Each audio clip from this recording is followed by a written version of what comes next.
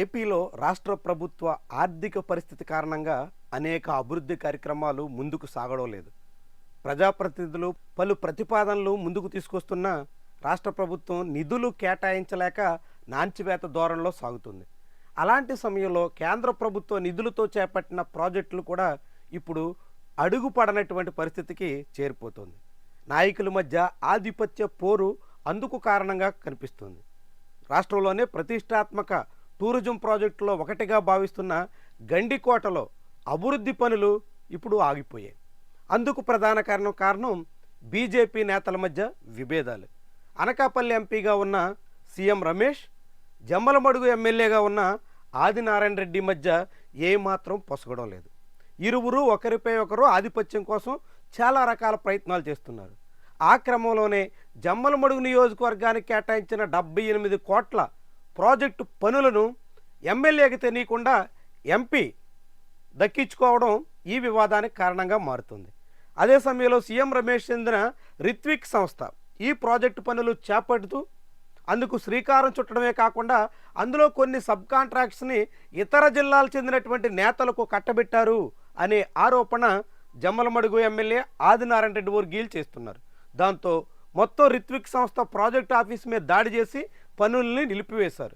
దాంతో కాంట్రాక్ట్ దక్కించుకున్నటువంటి సంస్థ పనులు ముందుకెళ్ళక, కేంద్రం కేటాయించినటువంటి నిధులతో పనులు అభివృద్ధి సాగక మొత్తంగా గండికోట అభివృద్ధి వ్యవహారం గందరగోళంలో మారుతోంది.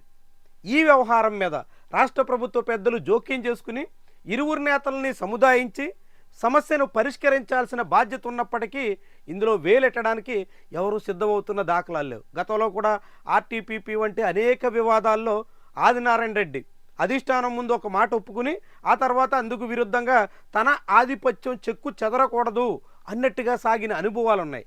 ఇలాంటి తరుణంలో ఇప్పుడు గండికోట ప్రాజెక్ట్ని వివాదాల సుడిగుండంలో నెట్టేయడం మీద చాలామంది విస్మయం వ్యక్తం చేస్తున్నారు.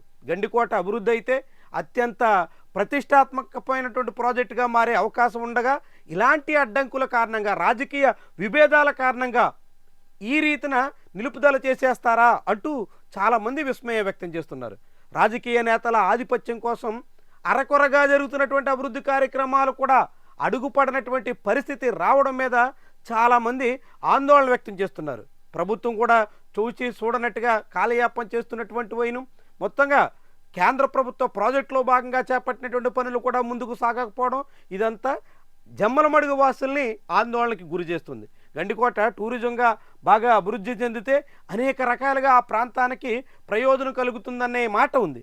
అలాంటి తరుణంలో గండికోటలో చేపడుతున్నటువంటి ప్రాజెక్టు పనుల్ని తమకు గిట్టని వాళ్ళకి కాంట్రాక్ట్ వచ్చిందని, తమకు సబ్ కాంట్రాక్ట్లు ఇవ్వడానికి కూడా సిద్ధం కావట్లేదనే కారణంతో ఆదినారాయణ రెడ్డి వర్గీయులు అడ్డుకోవడం మీద అనేక మంది విస్మయం వ్యక్తం చేస్తున్నారు. మొత్తంగా ఏమైనా బీజేపీ ఎంపీకి ఎమ్మెల్యేకి మధ్య జరుగుతున్నటువంటి తగాదా కారణంగా మొత్తం అభివృద్ధి పనులు నిలిచిపోయినటువంటి వైనం మాత్రం చాలా విశేషంగాను ఆందోళనకరంగానూ మారుతోంది.